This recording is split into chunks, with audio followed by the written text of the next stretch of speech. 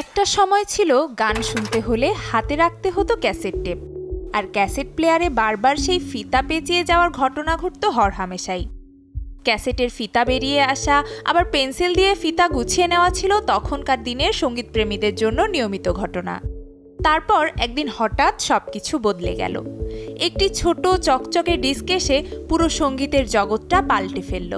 এই ডিস্কের নাম কম্প্যাক্ট ডিস্ক বা সিডি। আর সেই দিনটা ছিল 1982 সালের 1 অক্টোবর। প্রযুক্তি জায়ান্ট সনি এবং ফিলিপস মিলে বাজারে নিয়ে আসে প্রথম বাণিজ্যিক কম্প্যাক্ট ডিস্ক। সিডির অন্যতম প্রধান বৈশিষ্ট্য ছিল এর উচ্চমানের অডিও এবং দীর্ঘস্থায়ী পারফরম্যান্স। একটি সিডিতে 74 থেকে 80 মিনিট পর্যন্ত মিউজিক সংরক্ষণ করা যেত, যা সেই সময়ের অন্যান্য মাধ্যমের তুলনায় ছিল অনেক বেশি। সিডিতে ব্যবহৃত 16 বিটের পিসিএম অডিও ফরম্যাট সাউন্ডের গুণমানকে উন্নত করেছিল, ফলে শ্রোতাদের কাছে গানগুলো আগের চেয়ে অনেক বেশি পরিষ্কার এবং নিখুঁত হয়ে ওঠে। শুধু ডিস্ক আনলেই তো হবে না, সেটা চালানোর জন্য তো যন্ত্র লাগবে। সিডি বাজারে আনার দিনই সনি প্রকাশ করে CDP-101 মডেলের কম্প্যাক্ট ডিস্ক প্লেয়ার। সেই সময় ডিভাইসটির দাম ছিল প্রায় $730। প্রথম প্লেয়ার হলেও এটি ছিল বেশ আধুনিক এবং নিখুঁত। ভিনাইল রেকর্ড আর ক্যাসেট টেপ জগৎকে পেছনে ফেলে সিডি মানুষকে প্রযুক্তির এক নতুন যুগে নিয়ে যায়।